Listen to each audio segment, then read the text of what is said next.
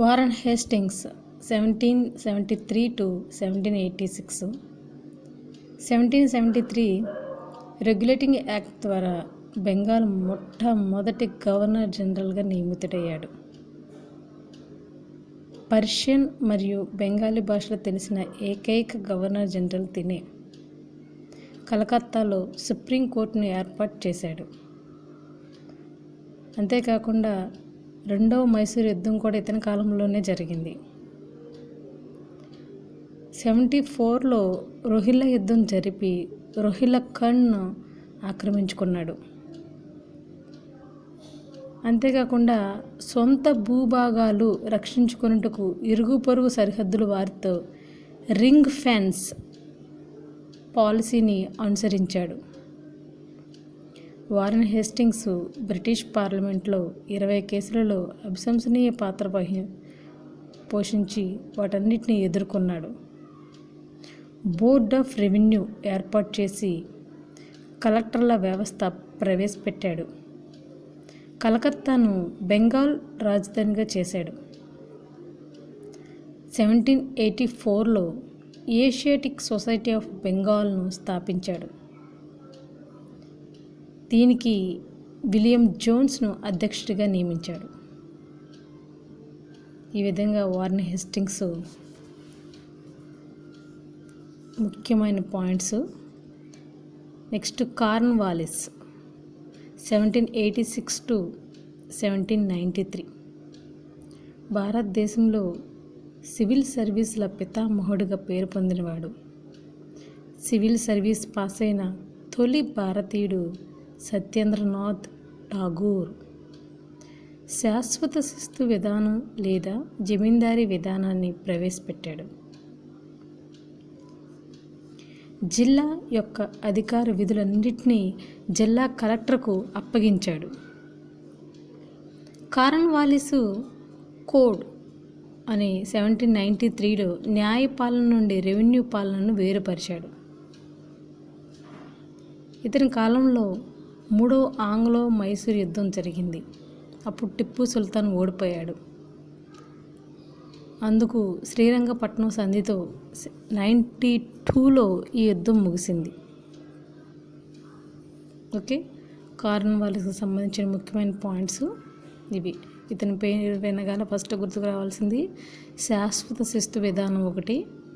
And next most important civil service పితామహుడిగా పేరు పొందాడు.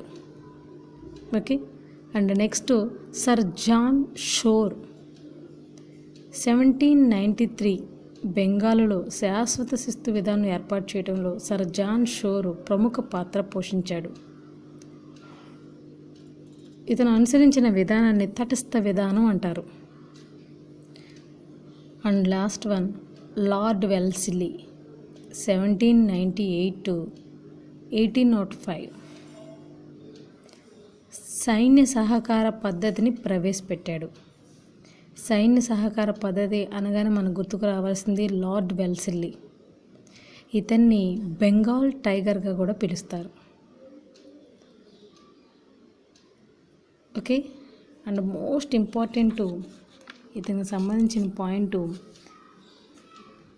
సైన్య సహకార పద్ధతిలో చేరిన మొదటి స్వదేశీ రాజుగా హైదరాబాద్ నిజాంని చెప్పుకుంటారు. అంతేకాకుండా 4వ మైసూర్ యుద్ధంలో టిప్పు సుల్తాన్ ఓడించాడు ఇతన్ని. ఓకే, అండ్ నెక్స్ట్ యువ సివిల్ సర్వెంట్లకు శిక్షణ ఇచ్చేందుకు గాను 1800లో పోర్ట్ విలియం కాలేజీని స్థాపించాడు. ఓకే, అండ్ మోస్ట్ భారతదేశ రక్షణ వెల్సిల్లీ కాలంలో కంపెనీ బాధ్యతగా మారింది. దుష్పరిపాలన కింద తంజావూర్ కర్ణాటకలను ఆక్రమించి మద్రాసు ప్రెసిడెన్సీని ఏర్పాటు చేశాడు. ఓకే, అండ్ నెక్స్ట్ సైన్య సహకార పద్ధతి భారత రాజ్యాలను ఆయుధరహితంగా చేసింది. ఈ విధానం వల్ల నిరుద్యోగులుగా మారిన దొంగలుగా మారినది పిండారీలు.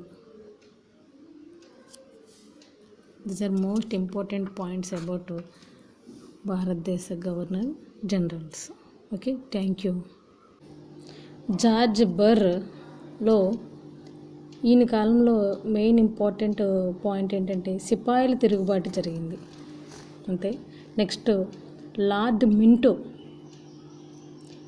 1807 to 13. ఇతని కాలంలో 1809లో రంజిత్ సింగ్తో అమృత్సర్లో సంధి జరిగింది. నెక్స్ట్ 1813 కాలంలో చార్టర్ చట్టం జరిగింది. అయితే ఇక్కడ ఈ చార్టర్ చట్టం ప్రకారం విద్య కోసం ₹1,00,000 కేటాయించారు. ఓకే, మెయిన్ ఇంపార్టెంట్ ఎడ్యుకేషన్ కోసం ₹1,00,000 కేటాయించింది ఫస్ట్ టైము 1830 చార్టర్ చట్టం.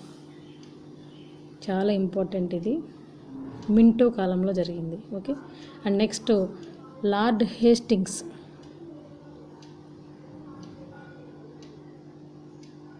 ఇతని కాలంలో బొంబాయి ప్రెసిడెన్సీ ఏర్పడింది.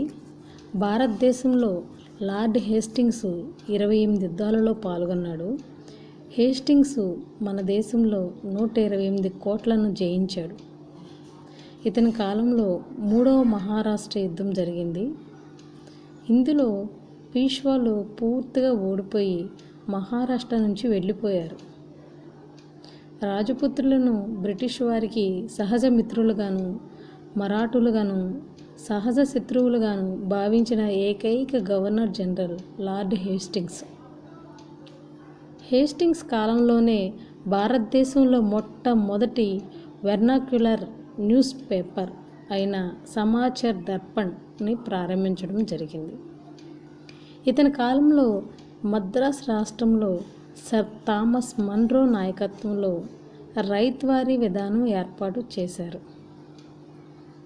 And next one John Adams 1823. ఈయన ప్రింటింగ్ ప్రెస్ల స్థాపనకు లైసెన్స్ తప్పనిసరి అని చేశాడు. తర్వాత మొట్టమొదటి ప్రెస్ ఆర్డినెన్స్ జారీ చేసిన గవర్నర్ జనరల్గా పేరు పొందాడు.